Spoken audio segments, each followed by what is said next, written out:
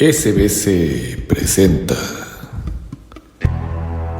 ¿Te has preguntado por qué algunos eventos en la Tierra nos resultan aún inexplicables o desconocidos, a pesar de que la especie humana lleva más de 200.000 años sobre el planeta?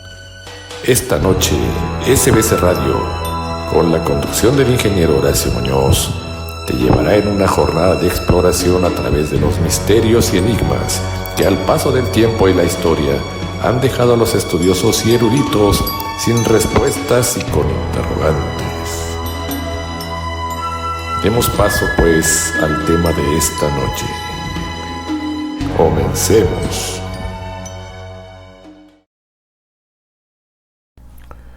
Muy buenas noches. Sean bienvenidos nuevamente a esta galería del misterio musical. La noche de hoy tendremos un tema enigmático y asombroso que los hará preguntarse si tal vez la posibilidad de realizar viajes en el tiempo son algo que las sociedades secretas han realizado a lo largo de los siglos, o en caso contrario, el poder aceptar que el don de predecir el futuro es verídico y reservado para mentes elegidas y privilegiadas. Yo soy Horacio Muñoz y seré su anfitrión y guía para conocer los detalles de la vida y la obra del escritor francés Julio Verne, que desde el siglo XIX ha asombrado y maravillado a sus biógrafos y hombres de ciencia por la exactitud de describir eventos y sucesos complejos que han ido cumpliéndose al paso de los años al más mínimo detalle. Todo esto a más de 100 años de su muerte. Nuestra cita con este misterio estará engalanada esta noche, como siempre, con lo más selecto de la galería musical de SBC Radio. Pero entremos en materia. La mañana del 16 de julio de 1969, la atención del mundo entero estaba puesta en Cabo Kennedy, Florida, cuando la misión del Apolo 11 inició lo que a la postre fue la culminación de años de trabajo para poder depositar a 2 seres humanos sobre la superficie de la Luna. Todos sabemos que la misión transcurrió sin contratiempos y la sonda Columbia, que llevaba acoplado el módulo Águila, alunizaría posteriormente, permitiendo que Neil Armstrong y Edwin Aldrin caminaran sobre la superficie de nuestro satélite natural. La misión finalizaría cuando el Columbia regresó a la Tierra realizando un amerizaje sobre el Océano Pacífico, culminando una misión que duró un total de 195 horas. En ese momento, el nombre de Julio Verne comenzó a ser mencionado por millones de personas alrededor del mundo, y varios miles de esos millones empezaron a darse cuenta de la similitud y exactitud con la que Verne había descrito cómo sería aquella primera misión del ser humano hacia la conquista de la Luna. Las preguntas empezaron a surgir. ¿Qué sistema había empleado Julio Verne para intuir de manera tan exacta lo que sería el viaje a nuestro satélite natural? ¿Fue Verne un esotérico? ¿Fue un profeta? ¿O fue un vidente? ¿O fue acaso un miembro de la masonería u otra sociedad secreta que conocía ciertos conocimientos negados para muchos de los hombres comunes de su época? ¿Por qué intentó asesinarlo su propio sobrino? ¿Y por qué después de ese atentado, Verne decidió quemar varios de sus escritos? ¿Por qué decidió llevar a cabo un extraño diseño realizado por él mismo para edificar su extraña tumba, en donde él se retrata saliendo de esa propia cripta? Allá por el año de 1865, cuando apareció su novela llamada De la Tierra a la Luna, nadie imaginaba que aquella divertida novela, como las que seguirían más tarde, fruto del prolífico trabajo del escritor francés, se convertirían en realidad.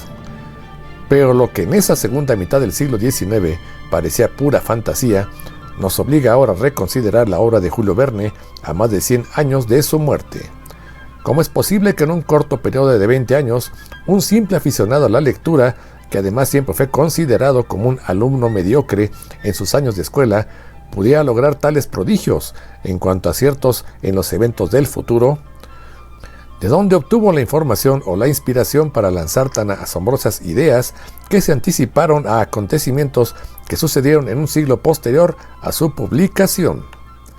Julio Verne siempre negó ser un vidente, y a pocos de sus amigos más allegados les llegó a mencionar veladamente que poseía documentos e ideas científicas de vanguardia para la Francia del siglo XIX. Nadie duda que Verne tenía fuentes de información que muchos en su época no manejaban, y es por ello que la hipótesis más aceptada no es la de la evidencia del francés, sino en relación con ciertas sociedades secretas o esotéricas como la Sociedad de la Niebla, que se dice era una secta que custodiaba conocimientos ocultos. Para ir contestando todas las preguntas del misterio de esta noche, es necesario conocer algunos aspectos de la vida de Julio Verne, quien nació un 8 de febrero de 1828 en la ciudad portuaria de Mantes, Francia, que era en aquel entonces uno de los puertos más activos de la nación gala. ¿Acaso influyó ese ambiente en la formación del novelista? Posiblemente sí, pues se cuenta que el niño Julio pasaba su rato libre yendo al muelle para ver los barcos llegar. Su padre, el abogado Pierre Verne, lo inscribió en la escuela local, esperando que Julio pudiera seguir sus pasos en la carrera de leyes. Sin embargo, desde el primer momento, el niño tuvo un desempeño deficiente y muchas veces se la pasaba a las clases distraído y soñando en aventuras en vez de poner atención a los maestros. Resulta significativo los recuerdos de la infancia que Julio Verne conservaba, pues estando en la cumbre de su popularidad, en varias entrevistas le solían insinuar que seguramente el novelista había sido un niño aplicado y de buenas notas, a lo que Verne siempre contestó que la escuela solo servía para formar gente inepta y mediocre. Esto nos puede ilustrar con la personalidad rebelde de Julio Verne, quien en el año de 1839 intentó embarcarse como polizón en un barco hacia la India. El plan fue descubierto por su padre, quien le dio una severa reprimenda que domó de momento la sed de aventuras. En ese momento, el niño prometió tomar los estudios con seriedad hasta la edad de 20 años, cuando sus padres decidieron enviarlo a París para terminar la carrera de leyes. En París, el joven Julio dedicaba las noches, además de sus tareas, a leer cuanta novela caía en sus manos.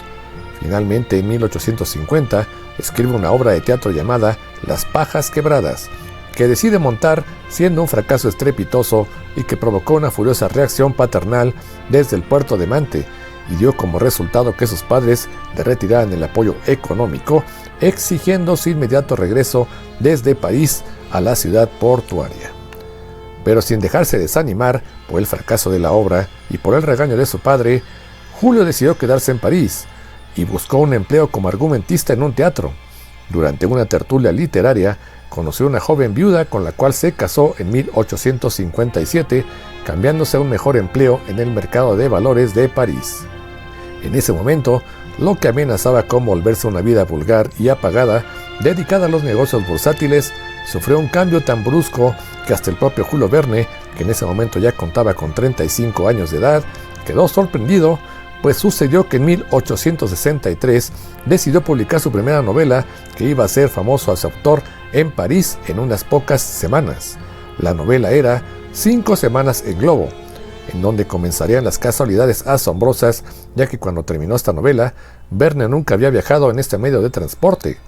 ¿Sería esto tal vez derivado por el castigo paterno o de no permitirle volver a viajar solo con la imaginación? Finalmente, en su vejez, se subió en un globo por primera vez en 1873 con una duración de 24 minutos. 5 semanas en globo fue la primera obra de Julio Verne en alcanzar el éxito y marcaría el inicio de una importante carrera en la publicación de relatos y aventuras científicas y geográficas. La novela aborda el interés de la época por la exploración del continente africano, conocido solo parcialmente para la época, y se destaca por la minuciosa descripción del territorio, dada por el interés científico y geográfico del propio Verne y por sus numerosos viajes, y de los aparatos y mecanismos técnicos necesarios para llevar a cabo tal hazaña, que eran en ese momento poco conocidos o al alcance de cualquier persona por sus altos costos. Sin embargo, asombrosamente, Julio Verne pudo describir cómo planear un viaje con este tipo de vehículos. El viaje en globo para atravesar semejantes distancias jamás había sido utilizado. Se consideraba demasiado peligroso y los retos de ingeniería, así como la exactitud de las mediciones necesarias para el éxito, eran tan extremas que no pocos lo consideraban irrealizable y de franca temeridad. Pero ha llegado el momento de hacer nuestra primera pausa musical de esta noche con la Galería Musical de CBS Radio, que ha seleccionado para nuestros radioescuchas, con la seguridad que será de su completo agrado, la obra de la banda de rock progresivo como lo que es Pink Floyd. Y en esta primera galería musical escucharemos para comenzar Comfortable Numb de su álbum The Wall del año 1979. Después continuaremos con 2 éxitos del álbum The Dark Side of the Moon del año 1973, los cuales son Breathe in the Air Y para finalizar esta primera galería escucharemos la canción Money. Estás en la Galería del Misterio Musical a través de SBC Radio. Regresamos. Regresamos a este episodio de la Galería del Misterio Musical, donde estamos analizando la asombrosa producción literaria de Julio Verne y la posibilidad de que este escritor hubiera tal vez tenido acceso a documentos de sociedades secretas para documentar su prodigiosa imaginación y detalles científicos en sus novelas. Habíamos comentado en nuestro primer segmento el modo tan inesperado como apareció su primera novela de Verne, llamada 5 semanas en globo, y el éxito absoluto que tuvo en la sociedad parisina. Pero si esta novela causó sensación, ¿qué decir de las que vendrían después? Pues el año siguiente apareció la novela Viaje al centro de la Tierra, y en ella todas las teorías esotéricas que se han ido documentando desde el siglo XX en el sentido de la existencia de una red de túneles que atraviesan la Tierra, tal como lo ha demostrado por ejemplo las grutas de Cacahuamilpa en México, donde los geólogos estiman que existen túneles con longitud de cientos de kilómetros que no han sido explorados. ¿Cómo obtuvo Verne estos datos? Otra creencia planteada en la novela era que la Tierra está habitada en su interior por otra especie inteligente.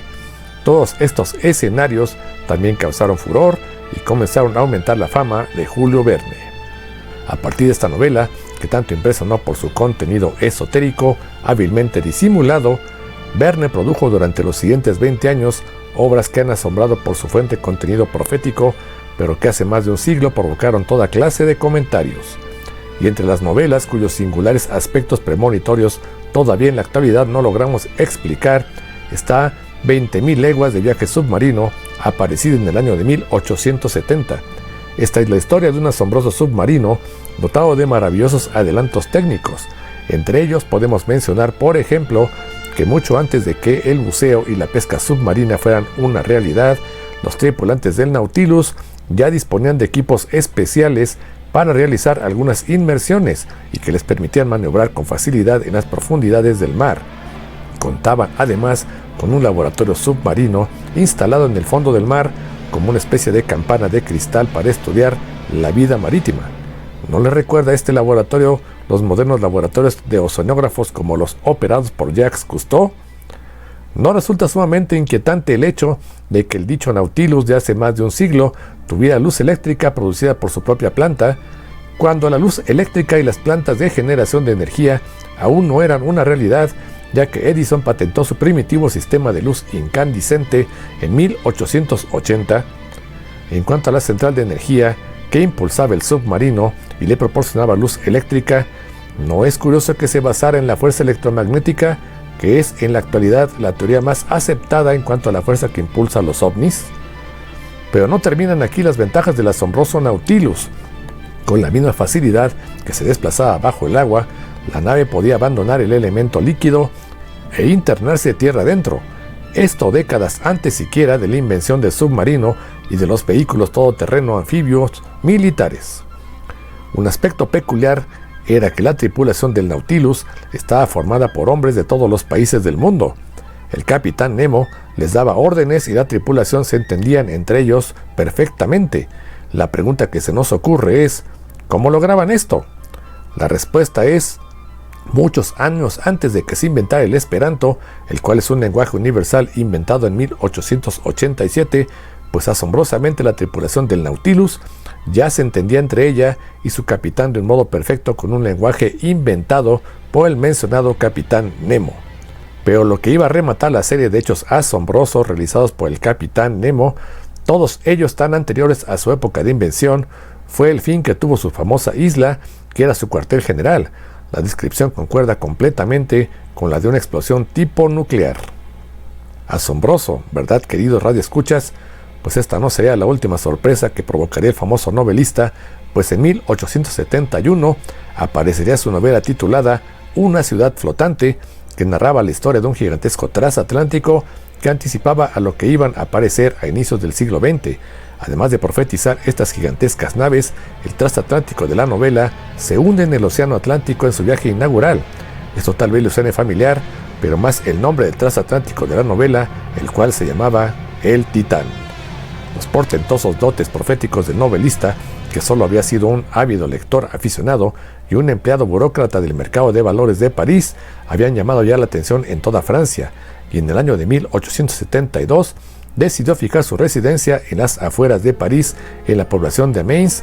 Allí, además de continuar escribiendo, comenzó a impartir conferencias en la academia de la misma ciudad, en donde afirmaba a los asistentes sobre la posibilidad de avances técnicos y científicos en el futuro, como la de contar con la fotografía a color, en una época donde la fotografía era aún primitiva y solo a blanco y negro. Otra de sus profecías en las conferencias fue el mencionar que en un futuro se contaría con máquinas que realizarían los cálculos matemáticos en las escuelas en vez de los ábacos que eran utilizados en el año de 1872. ¿No le suena familiar la descripción de las computadoras personales? Los asistentes a las conferencias, a pesar de permanecer atónitos, no dejaban de pensar que era pura fantasía, como cuando Verne también les mencionó que en un futuro se podría tener no solo comunicación por telégrafo, sino que se podría tener conversación a través de pantallas donde se podrían ver los rostros de los interlocutores. Muchos pensaron en ese momento que Julio Verne estaba perdiendo la razón. En ese mismo año de 1872, Verne daría a conocer su nueva novela llamada La Vuelta al Mundo en 80 días. Aquí vale la pena detenerse a analizar una de las leyendas que ha perseguido a Julio Verne. Se dice que perteneció a un grupo oculto llamado la Sociedad de la Niebla o Sociedad Secreta de la Niebla, sitio donde convivió con muchos intelectuales de la época y pudo haber tenido acceso a cierta información que influyó en el desarrollo de muchas de sus visiones. Regresando a La Vuelta al Mundo en 80 días, el personaje principal se llama Phileas Fogg. Fogg en inglés se dice o significa niebla. Uno de los detalles que destacan en la biografía de Verne es su predilección por crear mensajes ocultos en sus textos. Ejemplo notable de ello se encontraría en esta misma novela, La Vuelta al Mundo en 80 días. Phileas Fogg, el protagonista de dicho relato, es miembro de un club llamado Reform Club. Las siglas RC coincidirían con las de los Rosacruces, un rito masónico. Poco más se sabe sobre la Sociedad de la Niebla. Verne siempre negó ser un visionario o tener acceso a información privilegiada, como él mismo llegó a afirmar anteriormente. Asimismo, siempre se declaró católico romano y por tanto fiel a sus principios religiosos. Pero como respuesta a todos los rumores, Julio Verne continuaba produciendo más novelas asombrosas a razón de 2 por año, y en cada una de ellas presentaba nuevos prodigios sin repetir ninguno mencionado en anteriores novelas. En 1873 presentó la novela El Amo del Mundo, donde presentó a un ser que habitaba un edificio de más de 300 metros de altura, donde disponía de un aerocar capaz de transportar por el aire a numerosos pasajeros. ¿No le resulta familiar la descripción con las torres gemelas del World Trade Center de Nueva York y la descripción de los helicópteros que aún no eran inventados en esa época? Aún no salían de su asombro sus ávidos lectores cuando Julio Verne publicó la novela Los 500 millones de Begum, donde presentaba un par de curiosos personajes, un francés y un alemán, y cada uno construía una ciudad por su lado. El francés haría una ciudad llamada Franceville, y en esa se planteaban concepciones urbanísticas que fueron llevadas a cabo en París a mediados del siglo XX y a finales del mismo siglo, como el metro, entre otros, mientras que el personaje alemán ideó una ciudad llamada Stahlstadt, que era dominada por una policía secreta y donde atrapaban a sus adversarios para confinarlos en apartados de detención, un anticipo de lo que serían muchas décadas los campos de concentración nazis. Y llega el momento de hacer nuestra segunda pausa musical para abrir la galería musical de SBS Radio, seleccionada para todos ustedes en esta noche. Y continuando con la música de Pink Floyd, escucharemos en esta pausa musical Another Brick in the Wall Part 2 del álbum del mismo nombre The Wall del año 1979. Continuaremos con Wish You Were Here del álbum del mismo nombre del año 1975 y cerraremos la galería musical de esta noche con Time del álbum The Dark Side of the Moon del año 1973. No te despegues de SBS Radio, porque siguen los enigmas. Continuamos con la Galería del Misterio Musical, donde hemos descrito las más asombrosas predicciones que Julio Verne realizó con sus novelas y que dejaron a la sociedad europea y a la sociedad de Estados Unidos del siglo XIX asombradas y atónitas, pese a que Verne no contaba con alguna preparación literaria. pero si tal vez la novela donde el novelista despegó su genio profético y alcanzó alturas desconcertantes fue en su novela De la Tierra a la Luna, donde se describía las peripecias de un viaje realizado en circunstancias tan dramáticas, pero que en la perspectiva del siglo XXI parecen ya tan reales. La novela de Verne nos dice que la fortuna acompañó a los viajeros del espacio, pero ¿cómo supo Julio que su obra plantearía hechos y datos que se cumplirían exactamente 104 años después? Por mencionar, el cohete de la novela era llamado el Columbiad, con la letra D al final del nombre, y curiosamente el módulo de mando del Apolo 11, y que fue el que regresó a la Tierra después de la misión, tenía el nombre Columbia, solo faltándole la letra D. En cuanto al sitio de lanzamiento, Verne narraba que el cohete Columbiad había partido de un sitio llamado Stone Hill, cercano a Tampa, Florida. Todos sabemos que el Centro Espacial Kennedy también está ubicado cerca de Tampa, Florida, en Cabo Cañaveral. Los dos sitios, el planteado por Verne y el actual de la NASA, están situados a la misma latitud y asombrosamente a menos de 100 kilómetros entre ellos.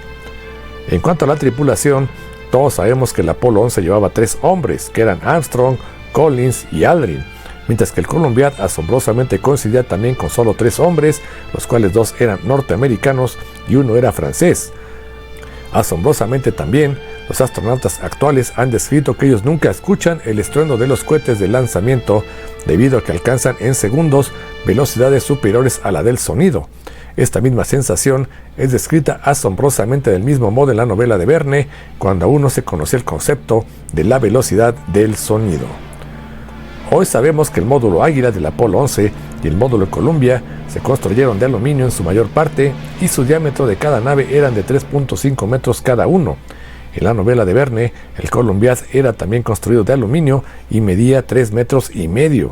Al llegar a la Luna, la descripción de la superficie que hicieron los astronautas es asombrosamente parecida a la que realizan los viajeros del Columbiad en la novela. Y para rematar de igual modo, coincidieron los puntos de retorno a nuestro planeta de las 2 naves. El Columbiad de Verne cayó en el Océano Pacífico, mientras que el Columbia del Apolo 11 iría a caer casi en el mismo lugar que Verne había predicho 100 años antes. Los radioescuchas pueden estar asombrados y preguntándose cómo obtuvo Julio Verne todos los datos y hechos para sus novelas. Se sabe que Verne, al morir, tenía varios miles de notas entre sus tarjetas de trabajo, así como también apuntes de posibles historias y datos que hoy pudieran haber resultado de sumo interés para entender mejor el pensamiento verniano. Aún se desconoce lo que pudo ocurrirle a todos estos apuntes, y la conclusión a la que han arribado casi todos los especialistas de la obra del autor galo es que el propio Verne destruyó todos estos papeles poco antes de morir. A pesar de la destrucción sistemática que el novelista francés realizó en las postrimerías de su existencia, cabe mencionar que Verne dejó aún textos sin publicar, como el que fue encontrado póstumamente y publicado en el año de 1994, llamado París en el siglo XX. Esta novela se salvó de la destrucción porque fue rechazada por su editor, mismo que guardó un borrador sin notificarle a Julio Verne y permitió su rescate y publicación en la última década del siglo XX. Ahí apareció una ciudad moderna en la que hizo predicciones como algo parecido al Internet y lo que sería hoy la videoconferencia. También había informaciones que venían de Marte, submarinos a 1500 km por hora y coches voladores. Pero también se refiere al telégrafo fotográfico que permitía enviar cualquier parte del facsímil de una escritura, autógrafo o dibujo de modo instantáneo y firmar contratos a 10.000 kilómetros de distancia. Este fue el Verne anticipatorio que en un artículo de 1902, tras escribir su 100º libro, se lanzó a prever el fin de su vida. Lo singular es que en este viaje al centro de la mente, Verne ya en el apartado de entrevistas le quita hierro a sus anticipaciones científicas, tildándolas de simples coincidencias y justificándolas por su esfuerzo de hacer este tipo de anticipaciones sencillas y verosímiles, y que por otra parte, por su método documental y lecturas de numerosas revistas científicas. Todo lo cual le llevaría al célebre lema en el que basó su literatura: todo lo que una persona puede imaginar, otros podrán hacerlo realidad.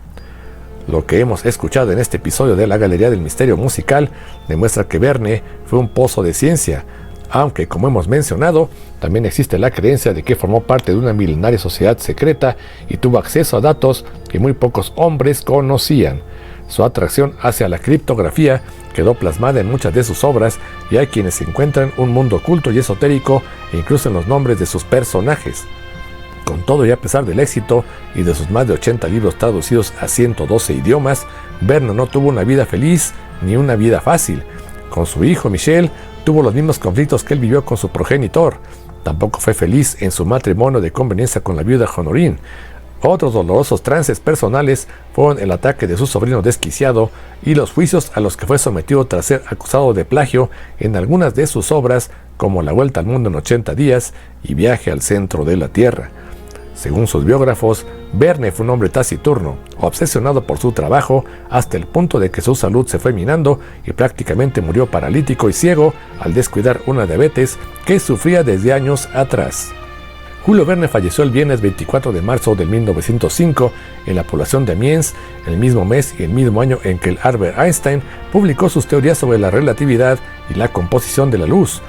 En esa morada, donde había vivido los últimos 25 años, estuvo subido en una doble rutina: escribir de 6 a 11 de la mañana y leer todas las tardes en la Sociedad Industrial. Tenía 77 años y todavía solía repetir una de las frases que había acuñado en su juventud: la imaginación es algo que ni una locomotora ni una chispa eléctrica pueden ir más deprisa.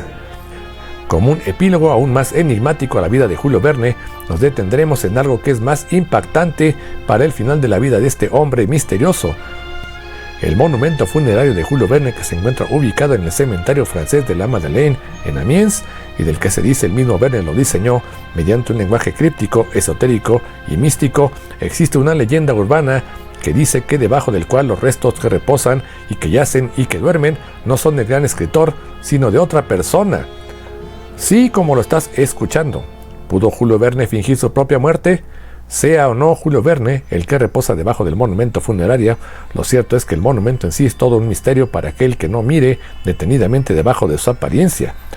En el monumento se observa una escultura de Julio Verne que resurge y resucita escapando de la tumba de los mortales, que señala con su mano derecha alzada hacia el oeste y con sus dedos extendidos hacia una constelación. Tal vez hacia aquella constelación a la cual dirigimos nuestra alma cuando se escapa de nuestro cuerpo terrenal. O tal vez su mano señala un punto concreto o a un planeta en la enormidad de la galaxia. Muestras de eternidad se dan en todo el monumento y prueba de ello es el símbolo de la inmortalidad que corona su tumba, una rama de palmera, el símbolo de la renovación, del Fénix que resurge de sus propias cenizas. En el centro del monumento hay una estrella de 6 puntas que flota sobre la palmera y que nos vuelve a hablar sobre la deconstrucción del yo interior al avanzar en el conocimiento y la liberación del dogma establecido. Se observa asimismo una cruz en el interior que alude a la Grecia más antigua, a la cuadratura del círculo de la escuela pitagórica y a su misión de la tierra acabada y realizada. 2 lámparas en los extremos del mausoleo emulan lo mágico, al genio que era, que escapa, que resucita, que se marcha de la vida terrenal con toda la fuerza de su magia y su sabiduría. Han pasado más de 100 años desde que Julio Verne murió y aún sigue intrigando su figura.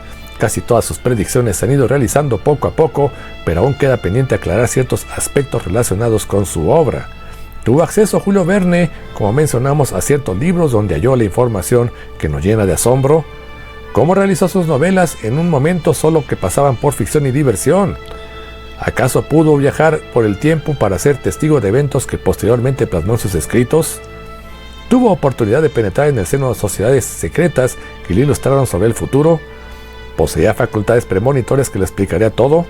Solo así se comprendería lo asombroso de su obra.